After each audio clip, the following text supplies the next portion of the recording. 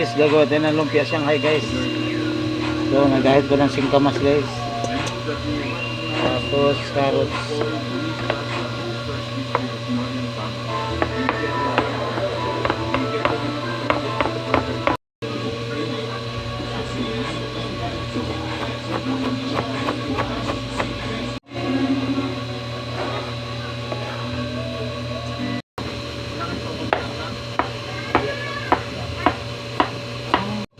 Ikaw, ano pangalan mo?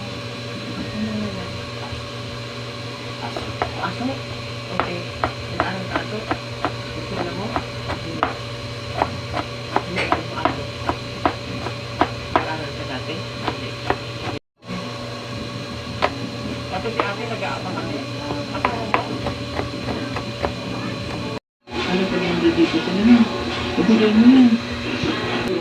Ang tanong siya.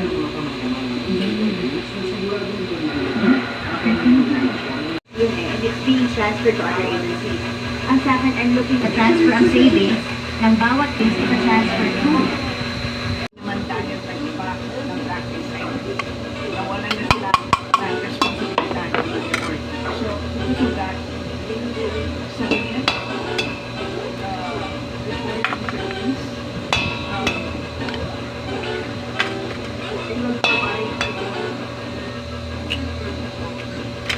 henceforth, they will include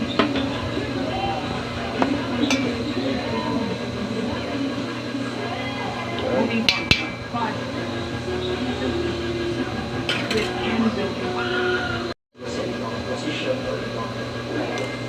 revenues and speaker are identified revenues required by law to be used for designated activities, benefits, or purposes which can be either classified as use of income or special account in the general fund presided.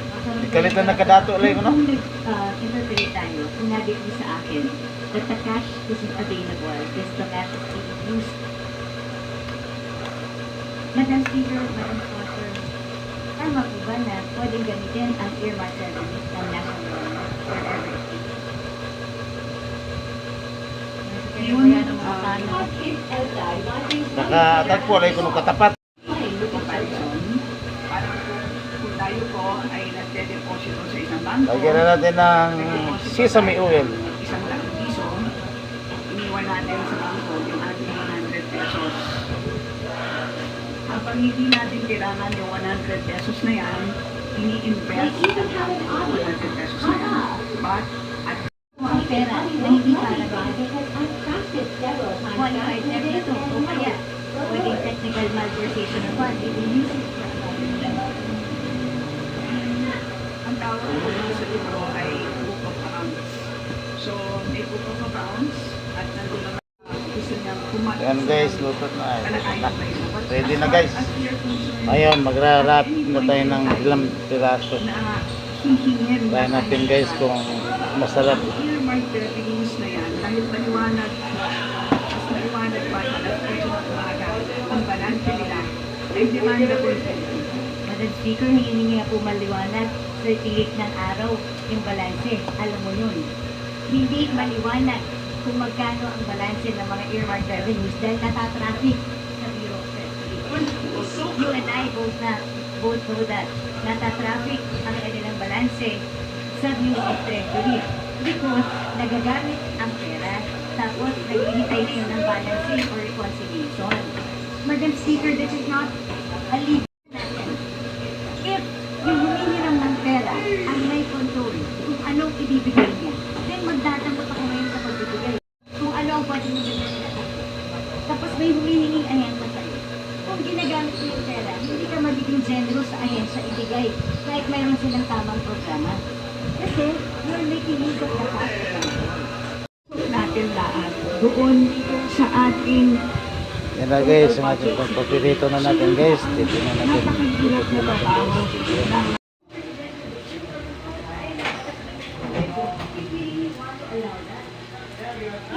Yan na guys, luto na guys ang ating lumpia.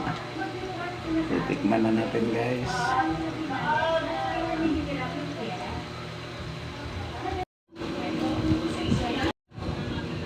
Yan na guys.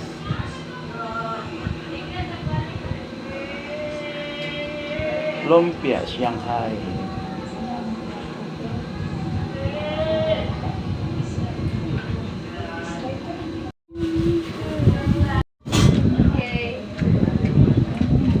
Tayo.